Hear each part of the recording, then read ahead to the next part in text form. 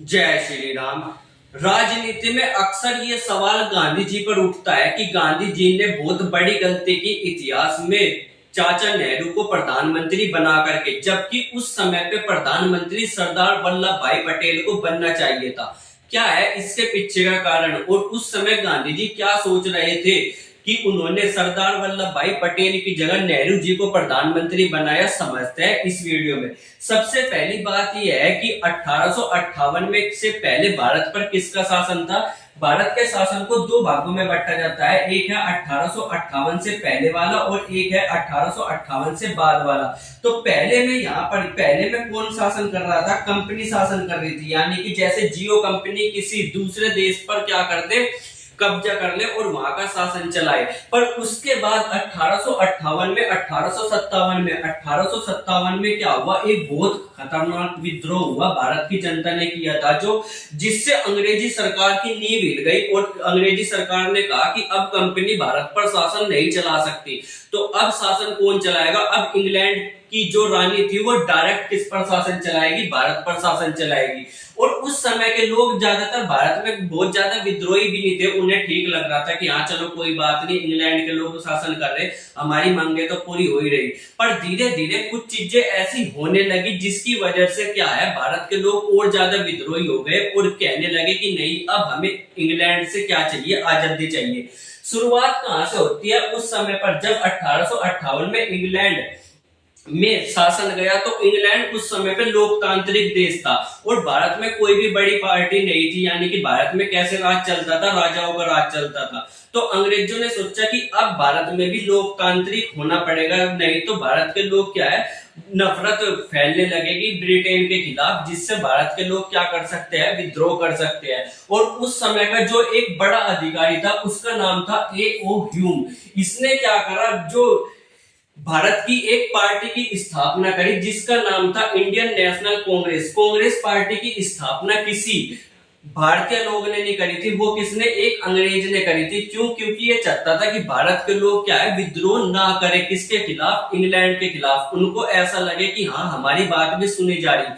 और लोकतंत्र में बात कैसे सुनी जाती है? एक पार्टी के जरिए। जैसे कि अभी के समय में अगर हमें अपनी बात किसी को कहनी है तो हम भारतीय जनता पार्टी से कहेंगे, या अगर हमें भारतीय जनता पार्टी के खिलाफ किसी को बात कहनी है तो हम कांग्रेस से कहेंगे। इसी तरीके से लोकतंत्र में एक पार्टी होनी जरूरी थी और उस समय पे जो पहली पार्टी बनी वो थी इंडियन नेशनल कांग्रेस, INC,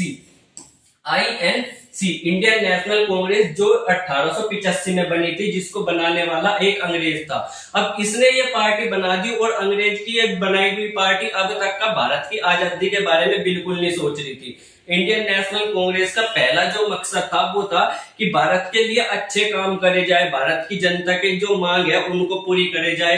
किसके द्वारा? जब अंग्रेजों के द्वारा, अंग्रेजों पर हम दबाव डालेंगे, ये पार्टी है अंग्रेजों तक अपनी बात पहुंचाएगी और अंग्रेज उस मांग को पूरा करेंगे। तो ऐसा ही लगभग चलता रहा। फिर एक समय पे अंग्रेजों ने सोचा कि भारत में अब इंडियन नेशनल कांग्रेस जो है वो खतरनाक होने लग रही। अब ये क्या है, इंडियन नेशनल कांग्रेस भारत में लगातार लोकप्रिय होने लग रही थी, सब लोग इंडियन नेशनल कांग्रेस को जान रहे थे, तो ये खतरनाक हो रही थी। और उस समय पर जो अंग्रेज का शासन है वो थोड़ा डगमगाने लगा था। अंग्रेजों को ऐसा लगने लगा था कि अब भारत पर शासन करना थोड़ा मुश्किल होने वाला है। ठीक है, लोग लगातार विद्रोह करने लग रहे थे, क्योंकि जिस देश में भी लोकतंत्र होगा वहां पर विद्रोह होगा, और सब करते हैं लोकतंत्र में, चाहे कितना भी बड़ा देश हो, चाहे कितना भी छोटा देश हो, लोकतंत्र में विद्रोह करना जनता का एक आम राइट है। ठीक है, तो यहाँ पर विद्रोह होने लगे थे। तो उस समय पे जो है कांग्रेस ने, यानी कि अंग्रेजों ने क्या सोचा कि भारत को क्या करा जाए, किसी तरीके से टुकड़ों टुकड़ों में बंटा जाए,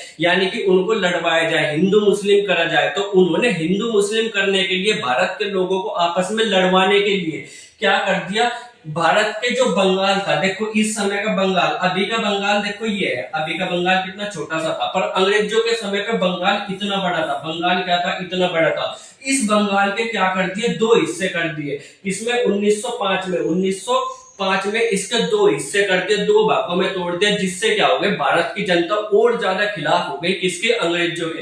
अंग्रेज सोच तो ये रहे थे कि क्या होगा इससे, भारत में हिंदू मुस्लिम क्या हो गए, आपस में लड़ेंगे, पर इससे हिंदू मुस्लिम एक हो गए और अंग्रेजों के खिलाफ होकर के इन्होंने विद्रोह करना शुरू कर दिया अंग्रेजों के खिलाफ। अब इससे भारत के लोगों को लगने लगा कि नहीं, अब भारत के लोगों को अपना खुद का शासन चाहिए। धीरे धीरे अभी तक भी ठीक था कि यहाँ चलो अंग्रेजों के कि अंग्रेज हमारी मांग पूरी कर दे, यहाँ तक ऐसा चल रहा था, अभी तक शासन चाहिए, पर उस तरीके से विद्रोह नहीं चल रहा था। बस अब तक का क्या है, लोगों के दिमाग में ये बात घुसी थी कि अब हम खुद का शासन भी चला सकते हैं। फिर एक समय पे अंग्रेजों ने क्या कर दिया, रोलेट एक्ट पास कर दिया। रोलेट एक्ट का क्या था, उसमें अगर अंग्रेज चाहते किसी भी आदमी को उठा करके जेल में डाल सकते थे। इस तरीके का कानून क्या है, अंग्रेजों ने बनाया था। अब इसके खिलाफ जो है भारत में जनता भड़कने लगी और जनता क्या करने लगी, जगह जगह पर सम्मेलन करने लगी, लोगों तक पहुंचाने लगे। लोग बाग आकर के, जो भारत के बड़े बड़े नेता थे, वो लोगों को इकट्ठा करके क्या है, लोगों को भाषण देने लगे और यहाँ से जनता अंग्रेजों के खिलाफ होती गई और अंग्रेजों के खिलाफ हो रही थी। यहाँ तक तो ठीक है, पर एक समय पे ऐसी घटना हुई 1919 में, सन 1919 में, जब ये क्या हुआ, एक सम्मेलन चल रहा था, सभा चल रही थी और यहाँ पर नेता आकर के भाषण दे रहे थे। ठीक है, फागुन का महीना था और शायद उस समय पर एक बड़ा त्योहार भी था। ठीक है, बड़ा त्योहार था, बैसाखी का त्योहार था और उस समय पे यहाँ पर बहुत सारे लोग इकट्ठे थे, कुछ सभा सुन रहे थे, कुछ मेले में घूमने के लिए आए थे। और यहाँ पर एक अंग्रेज आता है, जनरल डायर अपने बहुत सारे जो है पुलिस कर्मियों को लेकर के आता है, हथियार जैसे देखोगे यहाँ पर बंदूक लेकर के, और सारे के सारे जिस जगह पर ये हो रहा था जलियांवाला बाग में, वहां के गेट क्या कर देता है, बंद कर देता है और बंद करके इतनी धुआंधार गोली चलाता है कि जितने लोग वहां पर थे, लोग गोली लग करके मर जाते हैं। वहां पर एक कुआं था जिसमें अपनी जान बचाने के लिए एक आदमी कूदा। फिर लोग बागों ने देखा कि यहाँ पर कूदने से जान बच सकती है गोलियों से, तो वहां पर एक के बाद एक आदमी कूदने लगे और ऐसे ही बहुत सारे आदमी उस कुएं में गिर करके दब करके मर गए। बहुत सारे लोग उस कुएं के अंदर से जब निकलने गए तो उनकी दशा देखने लायक थी कि यार ये क्या किया अंग्रेजों ने। इतनी बुरी स्थिति यहाँ पर अंग्रेजों ने करी, मासूम आदमियों पर गोली चलवा दी, जिससे क्या हो गई, जनता और ज्यादा भड़क गई। और अब लोग बात कहने लगे भारत के, नहीं अब तो हमें स्वशासन चाहिए, अब हमें अंग्रेजों से आजादी चाहिए, मतलब हम आजादी लेकर रहेंगे। और महात्मा गांधी इस समय तक ये कहने लगे थे कि नहीं अब हमें कोई भी बात नहीं करनी अंग्रेजों से, हमें क्या चाहिए, सिंपली आजादी चाहिए। अब यहाँ पर जलियांवाला बाग के बाद जो है धीरे धीरे यहाँ पर दिखने लगा कि धीरे धीरे हमें आजादी मिल रही है। और गांधी जी ने बहुत सारे आंदोलन चलाए, जैसे असहयोग आंदोलन चलाया, सविनय अवज्ञा आंदोलन चलाया। लगातार गांधी जी आजादी के लिए लगातार आंदोलन पे आंदोलन चलाए जा रहे थे, पर उनका बहुत ज्यादा फायदा नहीं हो रहा था। फिर एक समय आया और भारत की जो लॉटरी जैसी कुछ लगी, उस समय पे क्या हुआ, वर्ल्ड वॉर 2 हुई। वर्ल्ड वॉर 2 में जितने भी यहाँ पर आप देश देख रहे हो, लगभग सारे के सारे देश, यहाँ पर देखो कितना, ये वर्ल्ड मैप है, ये जितने भी देश देख रहे हो सारे एक दूसरे के खिलाफ लड़ रहे थे, तो लड़ेंगे मरेंगे। और युद्ध से क्या होता है, नुकसान होता है, भारी नुकसान होता है। अब देखो यहाँ पर क्या है, क्योंकि बिल्डिंगें टूटती है, हवाई जहाज गिरते हैं, क्या होता है, पैसे का नुकसान ही होता है। अब ये लड़ रहे थे सारे के सारे, जैसे रसिया भी लड़ रहा है, अमेरिका भी लड़ रहा है, पर जो लड़ रहे थे वो कहाँ थी, ये वाली धरती थी, इस जगह पर लड़ रहे थे ये लोग, क्या इस जगह पर लड़ रहे थे ये लोग। और यहाँ पर ही देखो जाए तो ज्यादातर सारे ऐसे देश जो उस समय पर दूसरे देशों पर राज करते थे, चाहे वो जर्मनी हो, चाहे वो फ्रांस हो, चाहे वो डेनमार्क हो, चाहे वो अंग्रेज हो, ये सारे के सारे देश इसी जगह पर पड़ते हैं। अब ये सारे के सारे लड़ रहे थे, जैसे अमेरिका है, अमेरिका लड़ना है तो अमेरिका यहाँ पे नहीं लड़ेगा, अपनी धरती पे नहीं लड़ेगा। रसिया को लड़ना है, रसिया अपनी धरती पे नहीं लड़ेगा। ये कहाँ जाकर के लड़ रहे थे, इन देशों की धरती पर जाकर के लड़ रहे थे। वर्ल्ड वॉर 2 में देखो, ये है वर्ल्ड वॉर 2 की तस्वीर। वर्ल्ड वॉर 2 में सारे के सारे देश कहाँ पर आकर लड़ रहे थे, इस धरती पर। अब ये जहां भी बम मारना, जैसे अमेरिका को बम मारना, तो अमेरिका कहाँ बम मारेगा, यहाँ मारेगा।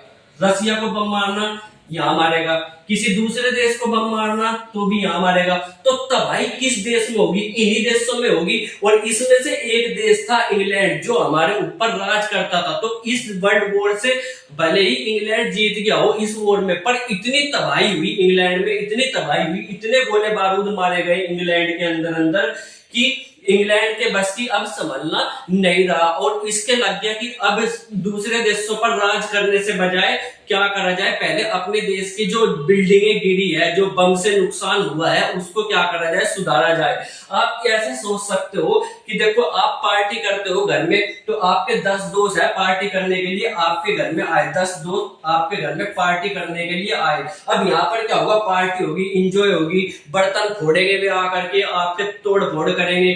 तो जब तक पार्टी चल रही तब तक तो ठीक है, सब कुछ चल रहा। पर जैसे ही पार्टी खत्म हुई तो ये जो 10 दोस्त थे ये तो भाग जाएंगे अपने अपने घर। अब जो आपके घर का कबाड़ा हुआ है, कहीं चेयर पड़ी है, कहीं बर्तन गंदे पड़े हैं, कोई कुर्सी तोड़ दी, कोई कुछ तोड़ दी, अब ये आपको ही ठीक करना पड़ेगा। तो ऐसी ही स्थिति उस समय इन देशों की थी। ये तो बम मार मार करके चले गए इन देशों पे। अब लास्ट में जब वर्ल्ड वॉर थमी तो इसको ठीक करना था, और इनको समझ में आ गया कि अब किसी दूसरे देश पर राज करने के बजाय पहले अपने देशों को ठीक कर लो। तो इन्होंने क्या कहा कि जितने देश इनके अंडर थे, जो इनके गुलाम थे, इन्होंने एक एक करके सारे देशों को आजाद करना शुरू कर दिया, जिसमें से एक हमारा प्यारा भारत देश भी था।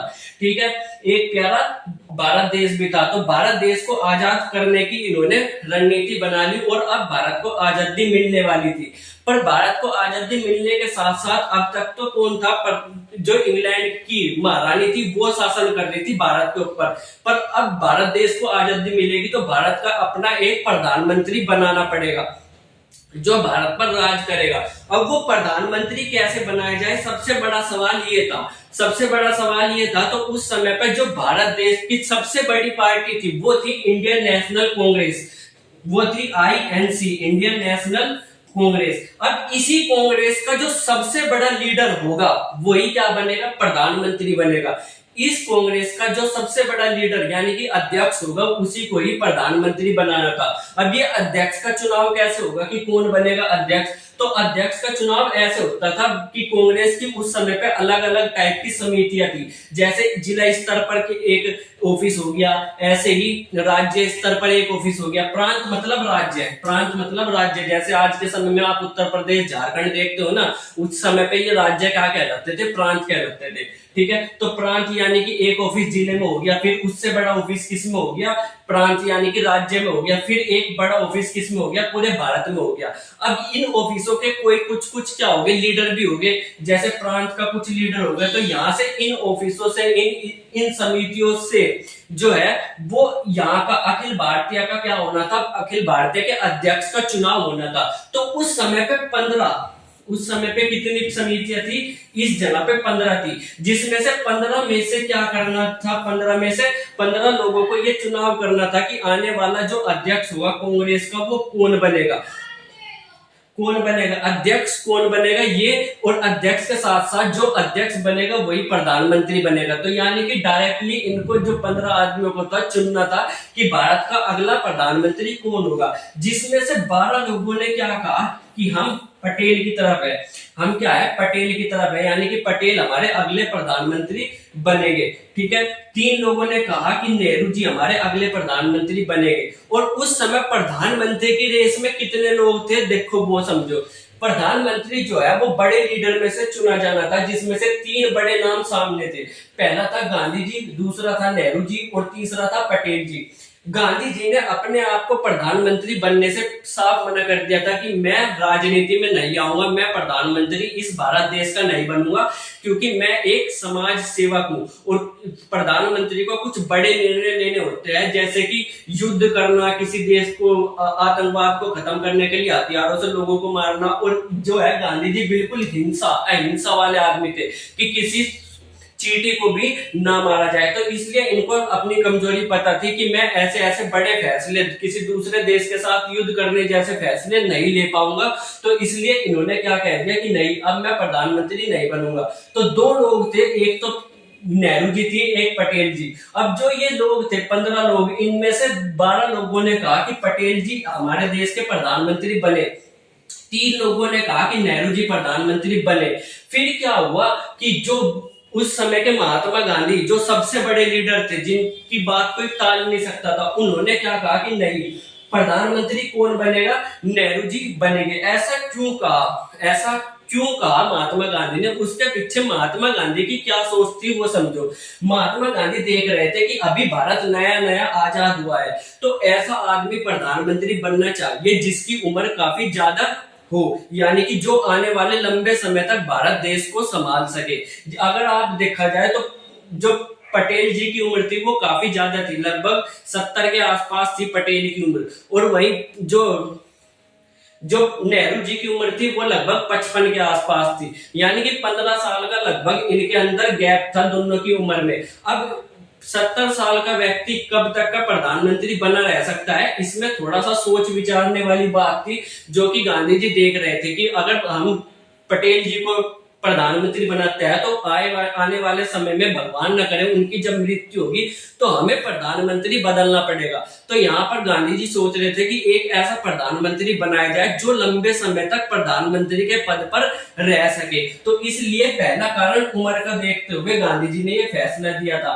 दूसरी बात यह है कि जो नेहरू जी थे वो बहुत ही महत्वाकांक्षी थे, यानी कि वो चाहते थे उनको बड़े से बड़ा पद मिले, बड़े से बड़ा पद मिले, और उसके लिए वो किसी भी हद तक जा सकते थे। जबकि हमारे पटेल जी थे वो ज्यादा महत्वाकांक्षी नहीं थे, और वो जितना है उनके पास वो उसी में ही खुश रहते थे।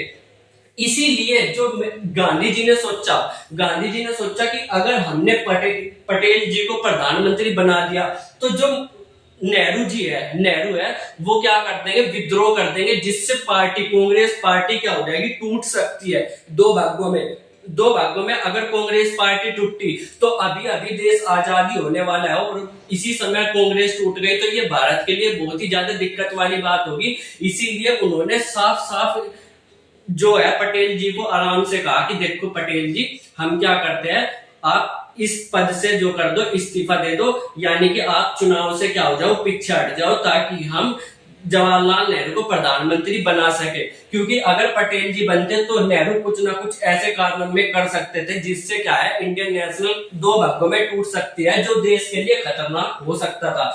दूसरा ये था कि उनको बहुत खतरनाक भरोसा था किस पर, पटेल जी पर। गांधी जी को बहुत ज्यादा भरोसा था कि अगर पटेल जी को कहा कि आप पीछे हट जाओ तो वो हट जाएंगे, और ऐसा ही हुआ भी। जैसे ही महात्मा गांधी ने कहा कि पटेल जी आप प्लीज पीछे हट जाओ, तो वो बिना किसी सोच विचार के क्या है, हमारे पटेल जी एकदम से चुनाव से पीछे हट गए। और फिर क्या हो गया, यहाँ पर सारे के सारे वोट किसको चले गए, नेहरू को चले गए, और नेहरू जी अगले प्रधानमंत्री बन गए। इसके अलावा थोड़ी बहुत बात ये भी है कि जो पटेल जी थे वो थोड़ा हिंदूवादी थे, और जो पटेल जी की छवि क्या थी, देश के अंदर बहुत अच्छी थी, देश में उनको सब लोग प्यार कर रहे हैं। जैसे अभी के समय में भी देश में उनको हर कोई प्यार करता है, कोई भी पटेल जी के खिलाफ बोल ही नहीं सकता।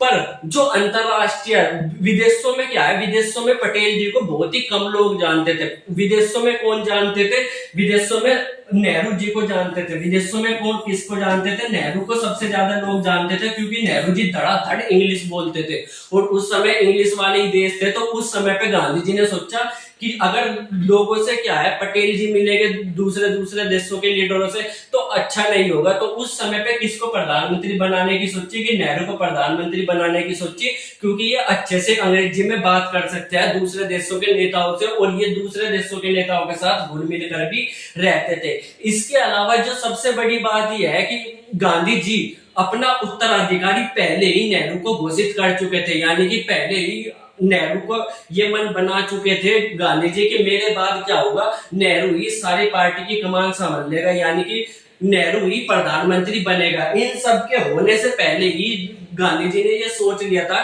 कि अगला प्रधानमंत्री कौन होगा, नेहरू ही होगा। और यही सबसे बड़ा कारण है कि गांधी जी ने पटेल को अपनी जो इलेक्शन से वापस अपना नाम वापस लेने के लिए कह दिया था। अब आप लोग क्या सोचते हो, क्या नेहरू जी की जगह अगर पटेल जी इस देश के प्रधानमंत्री होते तो कितना अच्छा होता, या जो नेहरू जी ने किया वो ज्यादा अच्छा है? कमेंट में अपनी राय जरूर बताना। मिलेगा अगली वीडियो में, तब तक के लिए बाय बाय।